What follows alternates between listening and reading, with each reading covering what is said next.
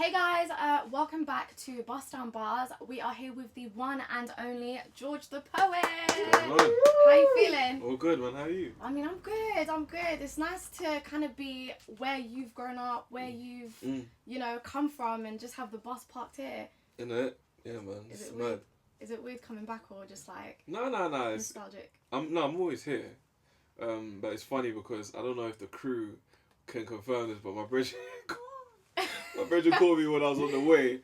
He was like, "Yo, I see cameras," and he just needed to check that everything was good. And apparently they let him know that we're filming. He was like, relax. But it's like some things never change. No, 100%. That's even me. Like I popped my head out and I seen bare like man them just standing around like, what's going on today? Yeah. But we've got our very own celeb in the house basically. But as you can see, we're on a bus.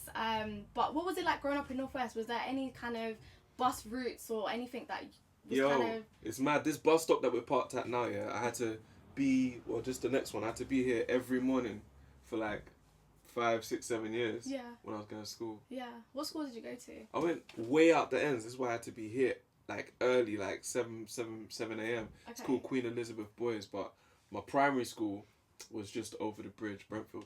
Okay, cool. Because I've been doing my little research and I had to do my homework and I saw that you went to the Queen Elizabeth school and then you later went on to Cambridge. Yeah. And I just want to know, like, what was it like being a boy, just a regular boy from Northwest London, growing up where you did, literally on a council estate, and then going on to, like, a school such as Queen Elizabeth and Cambridge. What was that like? Well, the more I learn about council estates, the more I realise how different RAFs was for a couple of reasons. Firstly, we don't have mad tall blocks. Yeah. The blocks maybe come up to 3-4 stories here, innit? Yeah. But we have a lot of green. Yeah. we have bare green, innit? We really do. And we used to ride our bikes. We used to climb all of these trees. We used to run up and down all of these parks. And RAFs, there's always the element, and as we grew, things changed. Yeah. But as a child, this place was lit for me, boy. And that was going to lead me to my next question. What was it like growing up on this estate? Yeah, growing up was a process. I saw people going through things that I couldn't relate to, but I understood later on in life became the foundation of my poetry. Yeah. So it's like I learned a lot here. Yeah. Outside of what school could tell me. Yeah, but my next question as well would be, you did say obviously that you saw people kind of who were about the life that you wasn't really and you couldn't really relate to. Coming back to your state now, if there was either your younger self or just the youth that live here, what advice would you give to them, being someone who's accomplished so much, being from where you're from? I would say to anyone, you have to believe in more than you can see. Yeah. That's what makes it faith. Yeah. It's easy to believe when you can see something. You see, I believe the sky is blue. Cool. But what if you can't see no more? You know what I mean? Yeah. What if someone takes away your sight? Yeah. You always need to be able to see things and take from your environment more than what is apparent. Okay. Is it? That's very, that hits deep, because it's just like when you grow up around council estates and these kind of places, like you're so used to just seeing just certain things and just a certain way of life and just knowing you can't dream big because you're going to probably end up on benefits, end up in prison, end up dead. So the fact that you could...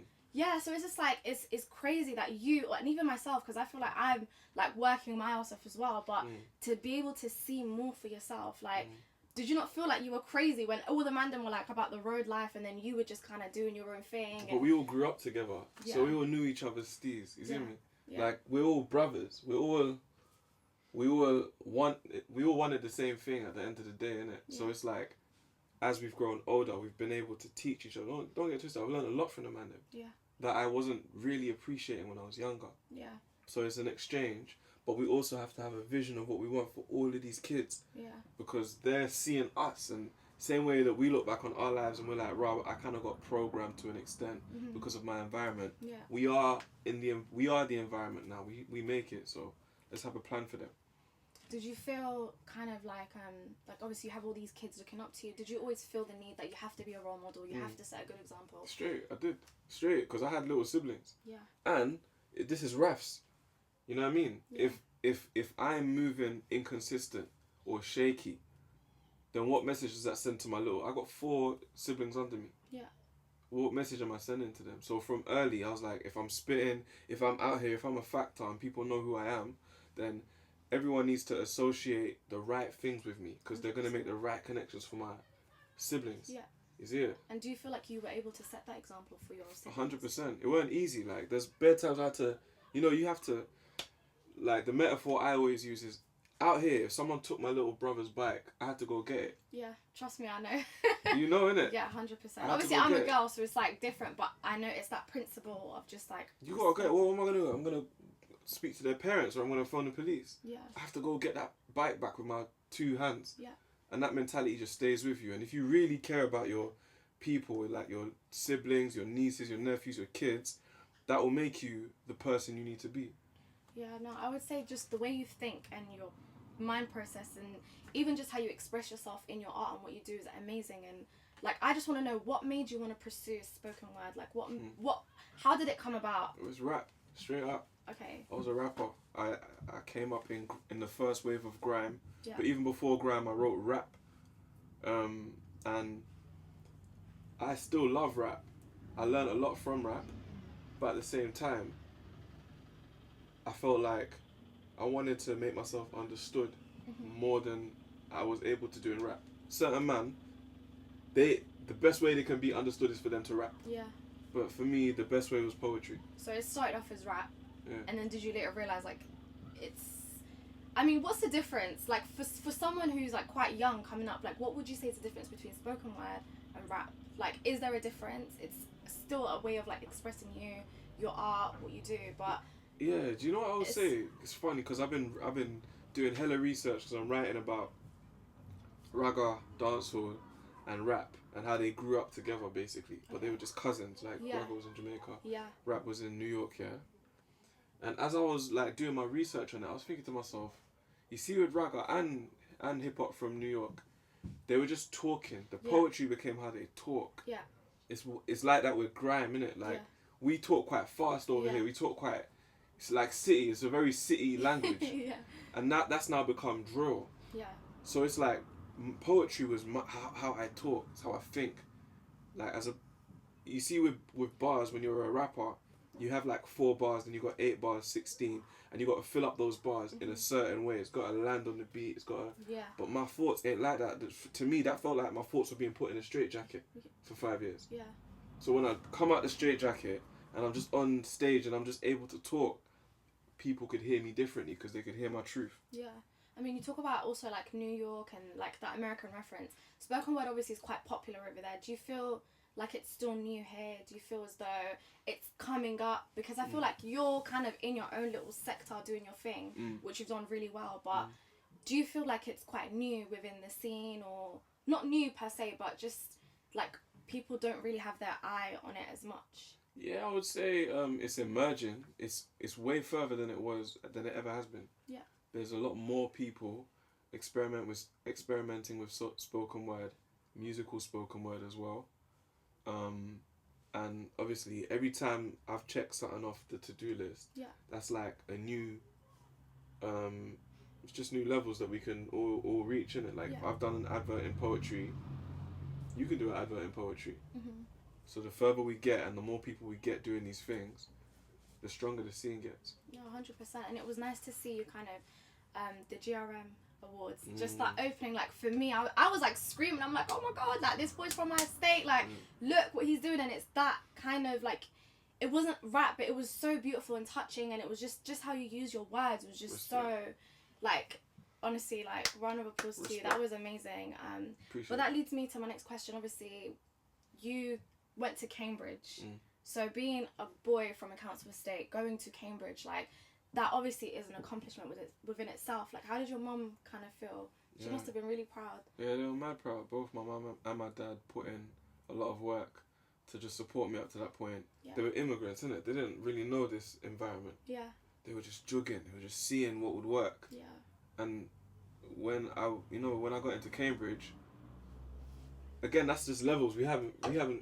This is our first attempt, isn't it? Yeah, of course. So it's starting to work, starting to come together. Yeah. So I'm glad I gave them that. So going to Cambridge, did you feel as though, you could relate to other students there, or in particular, like, other black students? Did you feel as though you came from similar backgrounds, or was it kind of like another sort of survival mode, or just kind of like... Yeah, it was another survival mode because it was academically intense. Yeah. Now, I always want to be clear about this.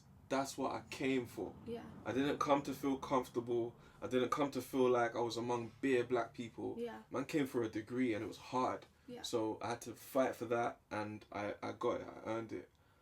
Now, obviously, it's a long way from home. Yeah. But bare people felt like that in Cambridge. Yeah. You see it? Like, there were people that felt alienated in other ways. Some people were from another part of the world. So it's like, we all had to figure it out, and I'm glad that I did it. But yeah. Was it challenging? Did you find it challenging? 100%.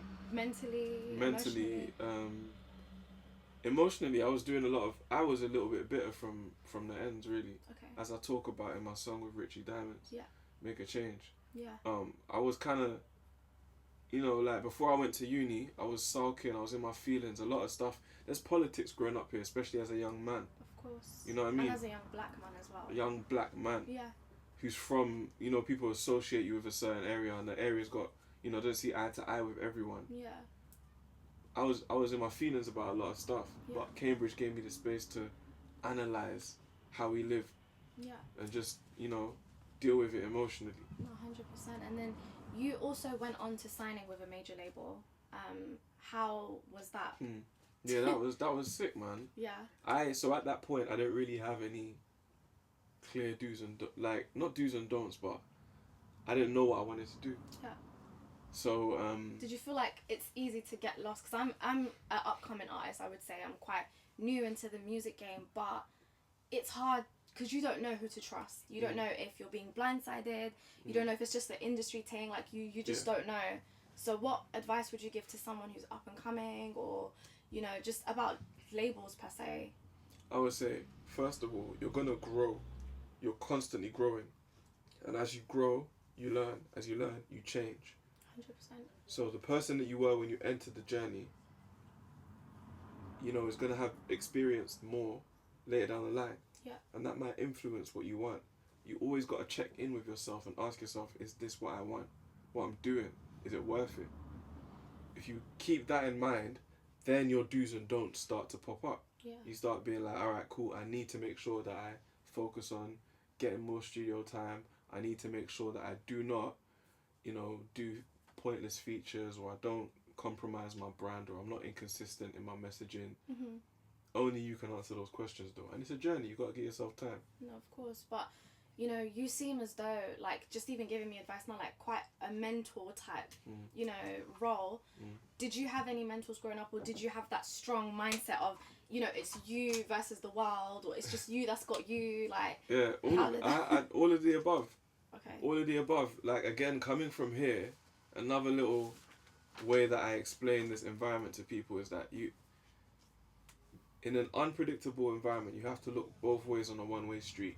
Yeah. So you can look up and you look at the sign, and the sign says traffic goes that way. But if you step out and someone's trying to get out of here, you know what I'm saying? They're getting chased or whatever, they're going to drive the wrong way down that street. And if you trusted the sign, you get let down, that's because you didn't really understand your environment. So did you have people, like strong figures, like growing up in your life? Yeah, I did.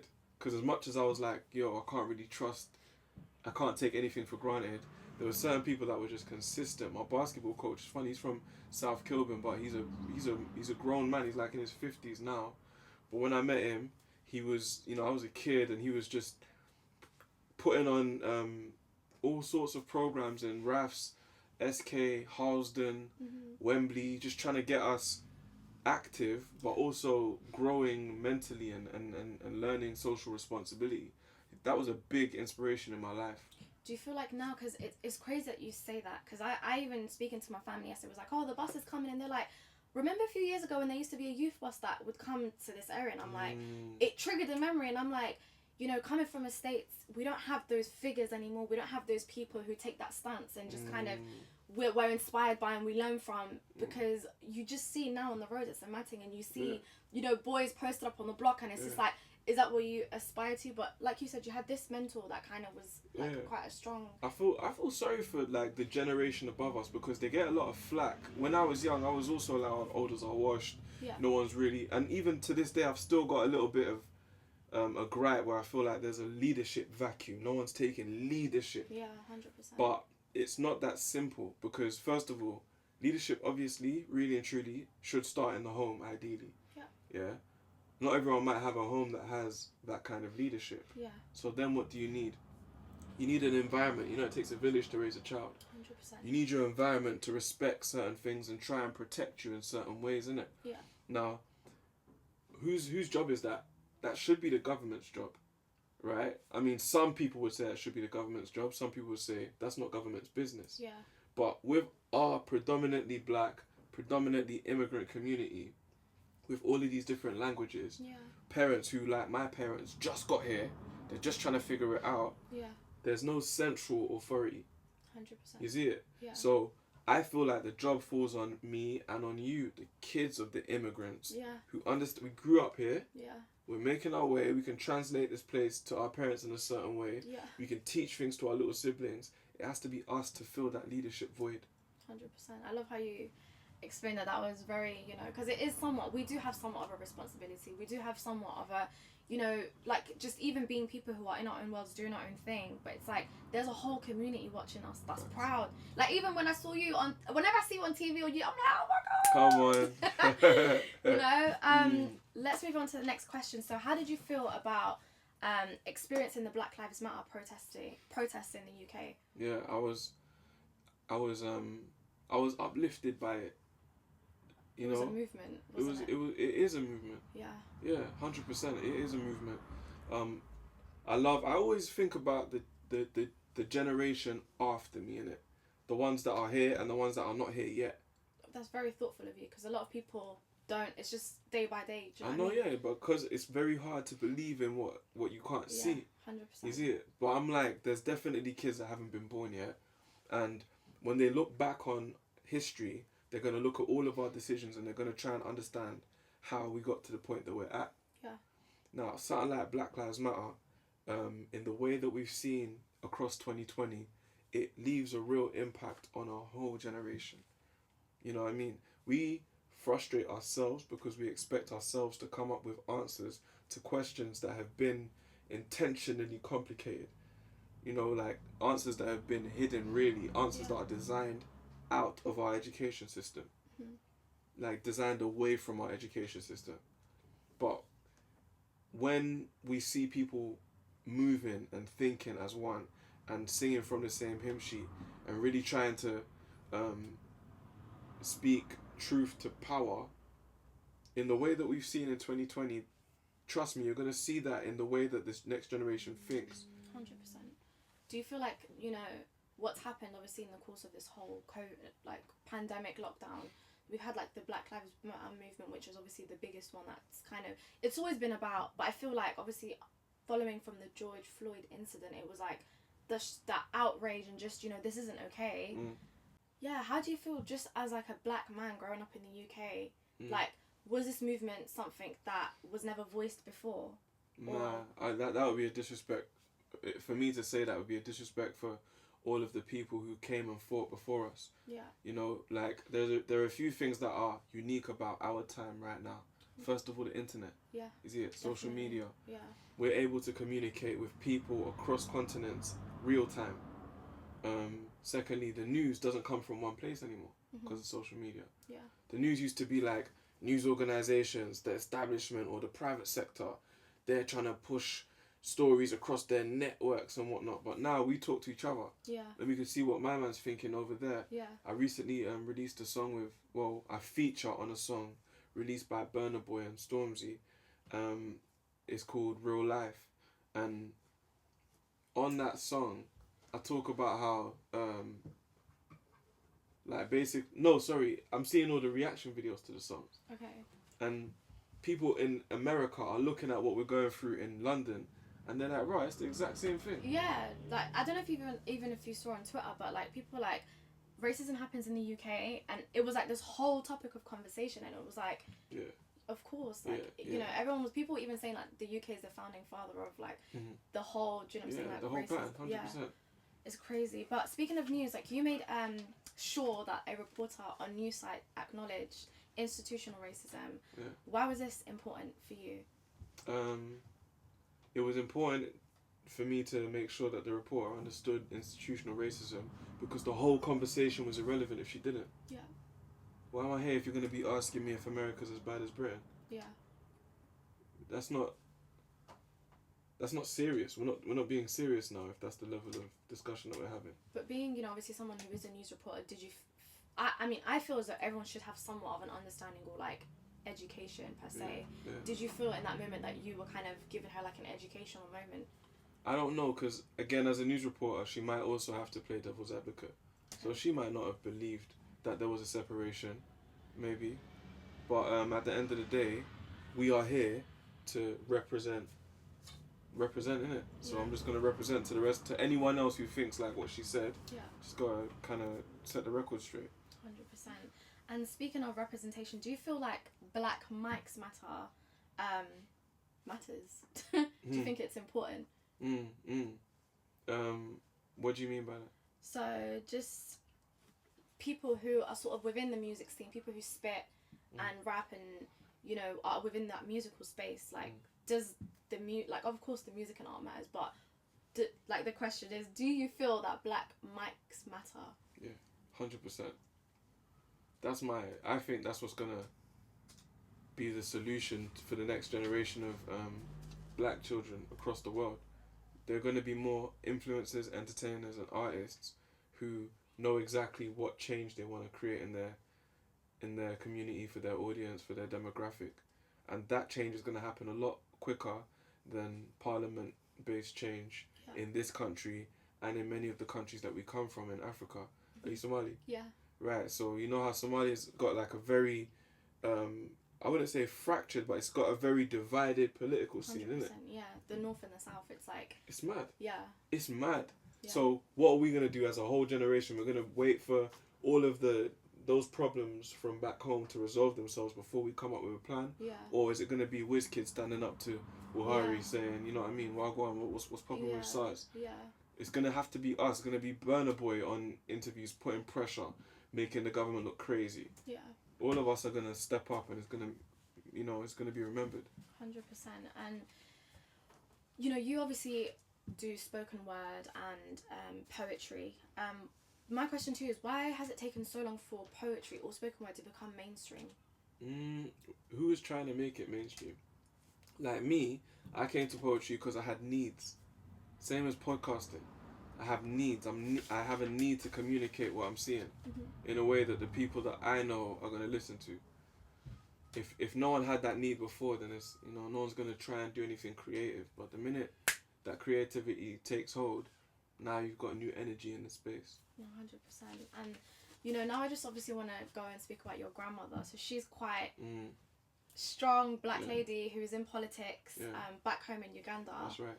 Did she inspire you to kind of take the journey that you're on, or study like the subjects which you did at uni, which was psychology, sociology and politics, right? That's right, yeah. Well done. People always forget that. Yeah, my grandma is an inspiration. She's a strong woman, she's an OG. She was the first minister for women's affairs in Uganda in the 80s when this government first came in. Wow, amazing. She was a teacher. You know, she had to run at one point, she had to escape the country. Things weren't always easy or straightforward, but not only did she rise above and become, you know, excellent at everything that she tried to do, she also was just a cool person. She's very relaxed. Yeah. Again, going back to the song that I got with Richy Diamonds, yeah. The first lyric is, I just came back from Uganda, the only place in the world where I can sit down and chat to my grandma. Because when I'm there, it's like, you know, it's home. It's like everything just comes full circle and I can see what's next. Yeah. Do you go back home quite a lot? Yeah. Because someone like me, I've never been home, which is obviously unfortunate because of obviously the Civil War and everything. But what is it like being in Africa and being back home and being around, you know, your people? Like, how does that feel? Yeah. Because I don't know what that's like, so I'm like intrigued, you know. It's mad, man. It's mad. It's like, imagine going to a place where they knew you before you got there. Wow. They just knew you. They knew who your grandfather was. They knew what your whole clan, how your whole family system operates. Yeah. So it's like I go there and like my clan is Fumbe. Yeah, that's like again my Fumbe. Trust me, that's my kin. That's my kin. That's my heritage. Yeah, it's my family. And people always say Fumbe people are like lucky. and clever. Yeah. And I feel like I'm kind of lucky and kind of clever, innit? Yeah. But I discovered that out here in St. Raps. I didn't. That's But when I crazy. go home, everyone's like, "Yeah, come on, man." We knew kind of. Yeah.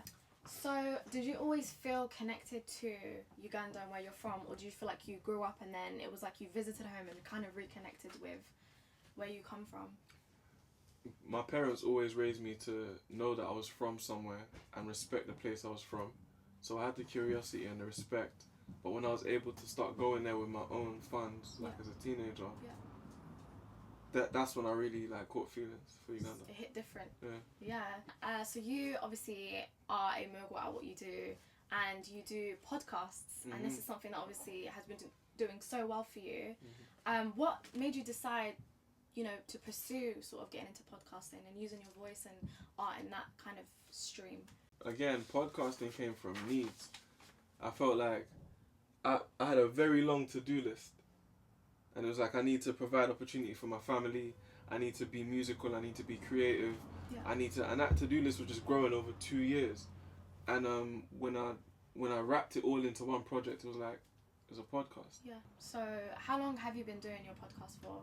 Coming up just over 2 years now. What's been sort of like your favourite moment from your podcast? Is it hard to pick? Too many to pick? Yeah, Too many good ones to pick. That's hard. I can't really say a favourite moment. But I guess my favourite thing about my podcast is that I know that it's anyone who speaks English can listen to it. Yeah.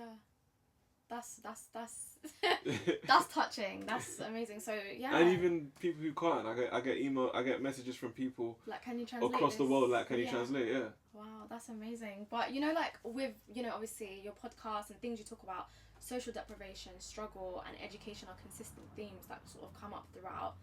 Why would you say that these subjects sort of are ones that always appear in your art? Those were my needs. That's what I needed to address. It's the only reason I'm even doing art. Remember, I thought I was going to go into parliament. Those were my two options. I was going to become an MP or I was going to become a rapper. And neither of them really appealed to me 100%. So I kind of became an amalgamation of both of them. So it's important for man. As long as I'm rhyming, I need to be rhyming about whatever I would have been talking about in Parliament. Yeah, that's real. So in like your art and obviously what you sort of talk about in your poetry, you paid homage to people such as Dundee, Nines, and Ambush. Especially in the first episode. Yeah. Have you heard George's podcast? Yeah. I know I said like that podcast. Do you think rappers sort of endorse poets, or do you think they will endorse poets soon? I think from as soon as I started doing poetry, rappers put me on, gave me opportunities, promoted man, supported man. So like almost 10 years ago now, Lioness from South, she brought me to perform at the launch of her EP. Wow. And no one knew me them times there. Wow. No one knew me, but it was straight poetry. And from there, Femfel, also from South, got me on his mixtape. Wow. And around that time, I started chatting to Rich, Mike Righteous, and it was like, they always knew, they always respected it. Like, nah, he's from the element and he can spit. It's just different. Did you always see, like, or did you always know you were going to be where you are today? Did you feel it in your heart?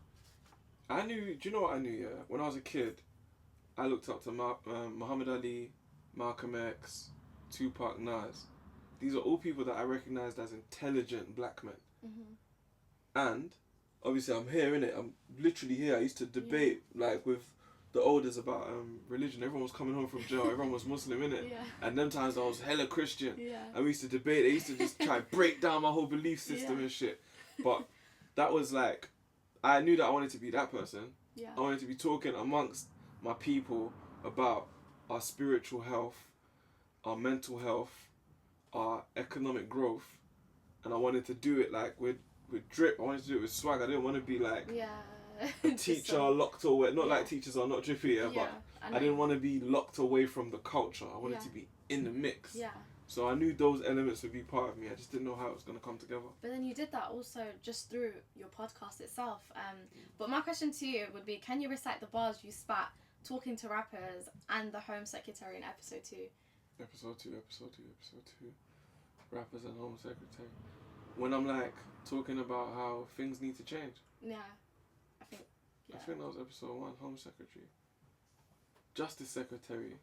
So it's when you were spitting and talking to rappers and the Home Secretary. I'm talking to my rappers now and I'm like, I don't even think that was bars, you know. I think I was just talking. I don't even think I wrote that down. Yeah. So it was just from your mind. Yeah. Wow. When I'm like, yo, you have a responsibility. Yeah. Did you really make all of this money? Yeah. To get rich and talk about how you made your money. Yeah. That was just off the top of my head. I thought it was like written down. I was gonna be like, can you recite it for all of us? Sorry, no, that wasn't even a bar. I've never said that since that day.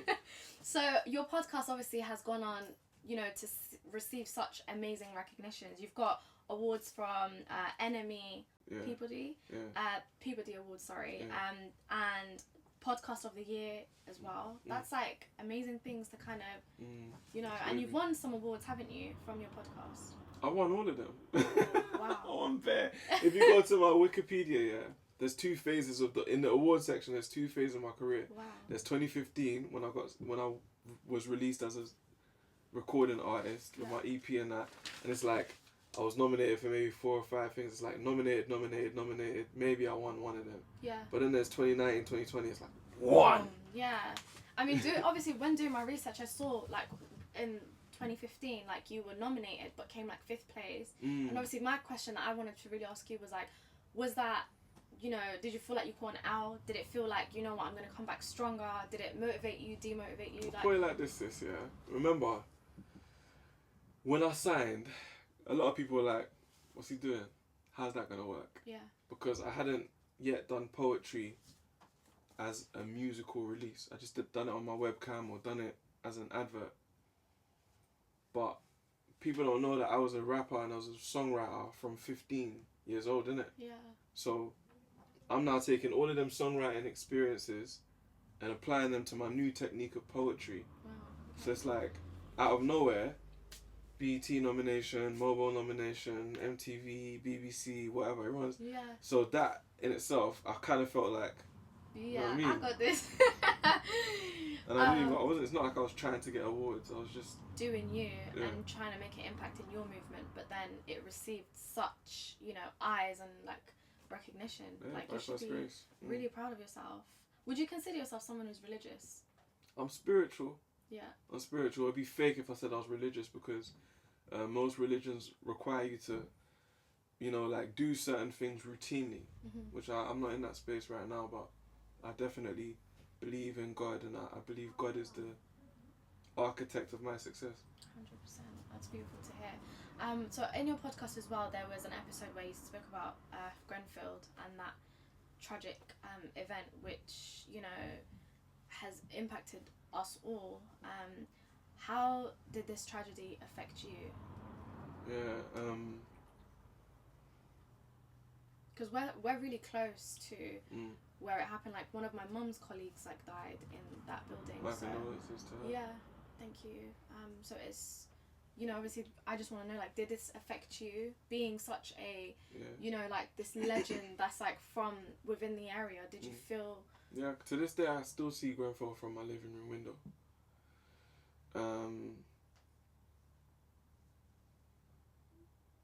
I think it is what it is, isn't it? It looks like what it is. Disrespect, neglect, all of that. People say to me, Nine said to me actually that I should make a movie or I should make a TV series and that.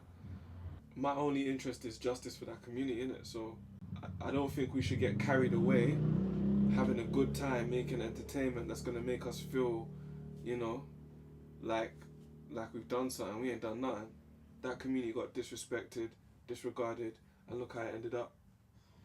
I mean personally I don't feel like justice was served. I don't feel like, you know, it was sad what happened. People lost their lives. It was like a, you know, it was just, I can't even put it into words just how it affected us. But, you know, when you talked about it on your podcast, like, did you feel that it was important to kind of bring that kind of awareness onto your platform? That's a fact. That's a fact. The first anniversary of Grenfell was coming up when I wrote it. I hadn't said anything about it for the year. And one of the things that was always in the back of my mind was, you see that block? I could have been there. Yeah. And I could have just been there checking someone that I know And if I went there without letting anyone know that I was there that night, you see it. So if that could have happened to me, who else did that happen to? Who else didn't come home that night that you just happened to be in the block? Yeah. Now, to everyone around the world who doesn't live in that community or that kind of community, immigrant community, blocks, you know what I mean? You might look at it and think and feel disconnected. Yeah. But that shit happened, bro. And it feels like home. Yeah. Which is even, like crazy. So next is the royal wedding that I want to speak to you about. 1.6 billion people saw a young black poet opening up the royal wedding. I mean, I do comedy videos and I used a green screen and literally inserted myself in, and it got like 500,000 views, and I was like, yeah. Then I see you on the screen, I'm like, wait, hold on. That's funny. So how did that come about? Like, how was it being at the royal wedding, being at Harry and Meghan's wedding? That was good, man. I've worked with Harry since 2015. Amazing.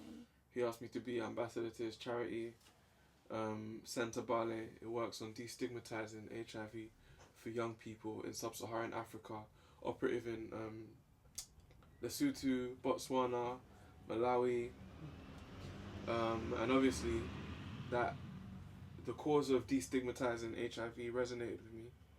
So we've always worked together on that. And then it was actually the BBC that were like, yo, we think you should open the broadcasting ceremony. How did that feel though, just being like in that sort of environment and knowing like I can't mess this up because this is live, and like did you feel the pressure? How did it feel? Well, to me, there's a couple things that I always take with me. Sometimes I wear them on me as well. The gold tooth is like Northwest, St. Ralph's, Harsden for me. Yeah. I take that with me. This ring's my graduation ring, Cambridge. And I wear Benja a lot. That's a Northwest brand. You see it? Yeah. So it's like, I see. Same with Trap Star. Like I take my beliefs with me where I go in it. So in the royal wedding, I felt like it was us in that environment. Yeah. This is a relationship that I really personally believe in. Also, my dynamic with Harry, that's someone that I have a lot of respect for, and he's changed my life like 3 times. So I felt like I was there with the best intentions, representing all of the goodwill, all of the good wishes from our community, trying to say something real about the commitment they were making. So you opened up at the royal wedding, which obviously is a massive achievement, but you did turn down the Queen's MBE. Could you speak about that? Yeah, I'm glad you put the two of them together, because everyone's got to be clear on what their terms are, innit? So a lot of people will look at my dynamic with Harry and say, oh, this guy's cozy with the royals.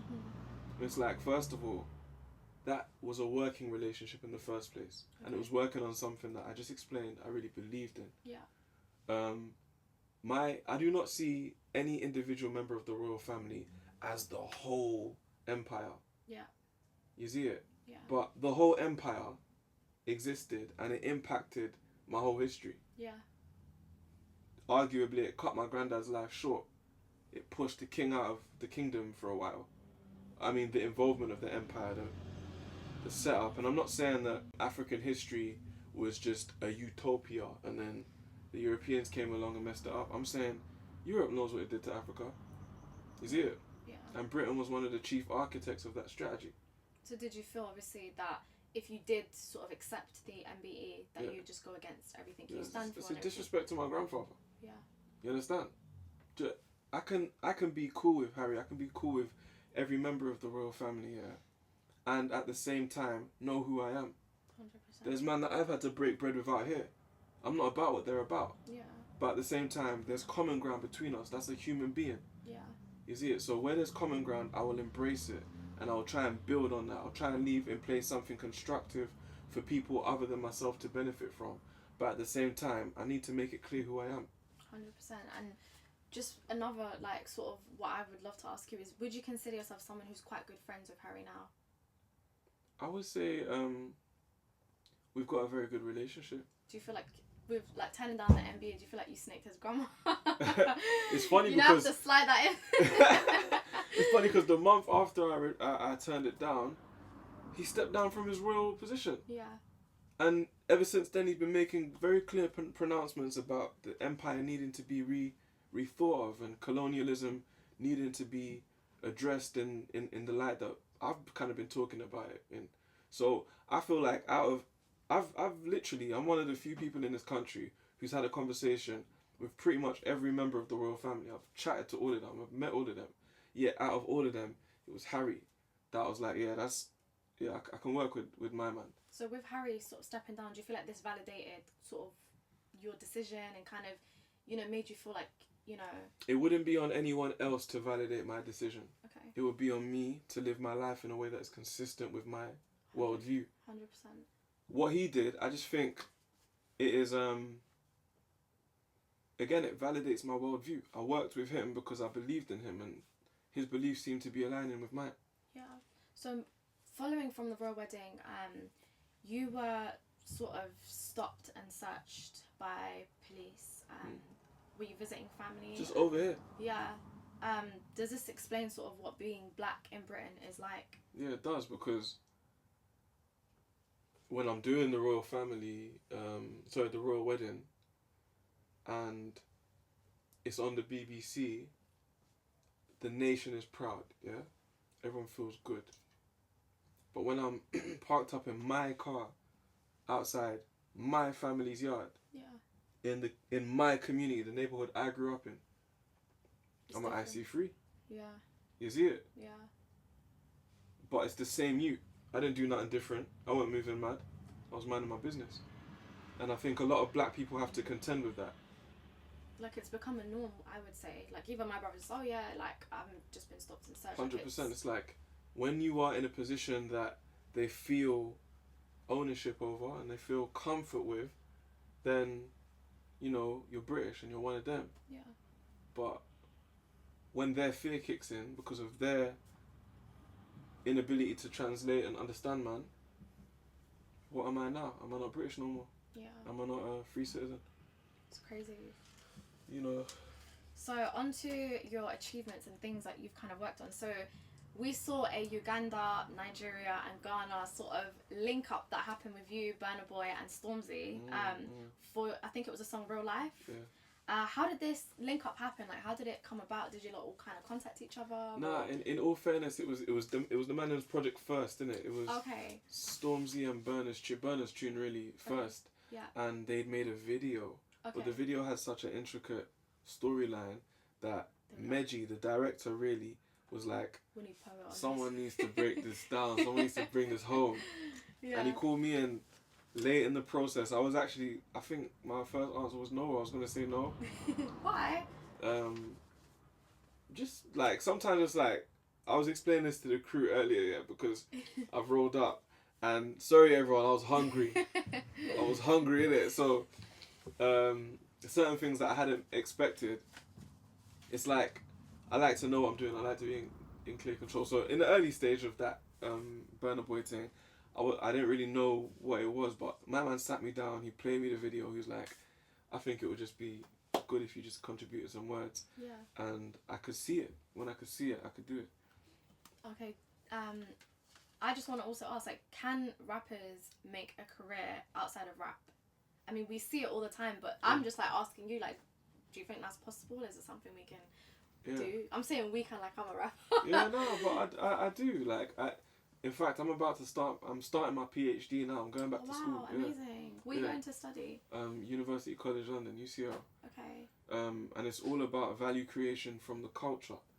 So my big thing is, like, how can we create the most jobs that we can from what we do, instead of just having one or two millionaires, one or two superstars, the whole hood on middle income jobs based on everything around what we do.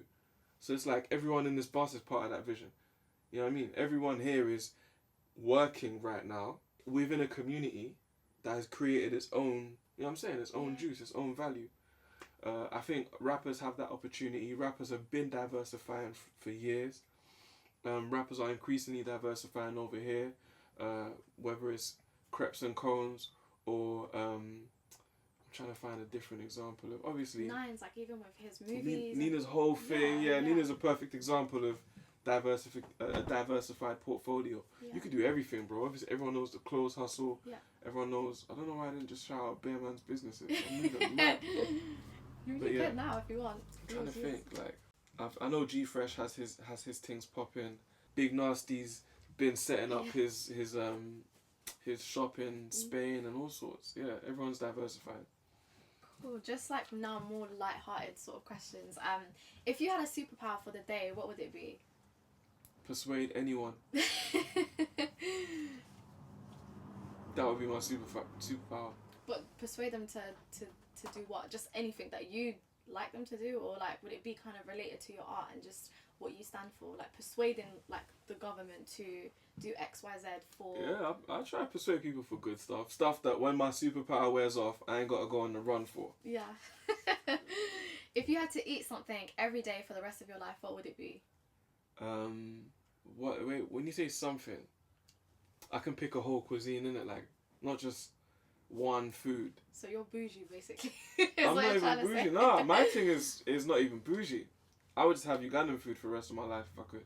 So, but if you had to specify it down, like for me, I'm not gonna lie. If I had to just choose one thing, I would live off cereal. I love cereal. Like I'm just such a... I'm not gonna lie. I get that. I have a weird love for cereal. Yeah. I think people don't talk about cereal enough. No, they don't. That's why I'm using the floor now. Like, shout out to cereal. No, yeah, shout out. Get them cereal. Of course, you should get your flowers. cereal. Do you know what I mean? Have your little shine. And... Yeah, for me, it would be like just traditional Ugandan food that you wouldn't even know I'm talking about, like matoke and beans and. He's stuck to his roots. We love to see it. We love to see it. What would you like to see more of in the UK scene? I would like to start seeing us as rappers and lyricists and young men and women in front of the camera. I would like us to start standing up for our actual physical living space, because a lot of our estates are getting renovated. I mean, I don't know if you know what's happening with of course. St. Raf's. Yeah, the Raf's thing was what made me zoom in on this issue. Like, when I heard that Raf's was getting renovated, I called it and I saw everyone in the community was kind of, tense about it. Yeah. I hit up the council. I was like, I've noticed that the information about this thing isn't all in one place, anywhere on your website. You have to understand that's seen as a disrespect, innit? Like, you're not trying to talk to us about it. So what I propose is you should link up with me. I'll make a poem and we will tell the community everything that is supposed to happen in this thing. Yeah. And that made me think, we could probably do something like that on every estate in the city across the country. But it would take, like, you lot would have to, not you lot, but you lot would have to care. Yeah. I mean, don't bother if you don't care. I mean, it's crazy that you mentioned that, because, even being someone that's from this estate, it's like the money was put down and it was just letters like, oh yeah, like this whole estate's going to be renovated. So, I mean, the fact that you even spoke to the council, like that to me just shows, you are just someone who's doing right by the community and just that loyalty's there. And I just, obviously, on behalf of everyone that lives here, just want to say thank you, Appreciate you, because we don't have people who really use their voice for people like us that come from places like this. What is a goal that you'd like to achieve? Like something that you haven't achieved yet that you... I think I want my own prison. Wow, interesting. Yeah. What does that mean?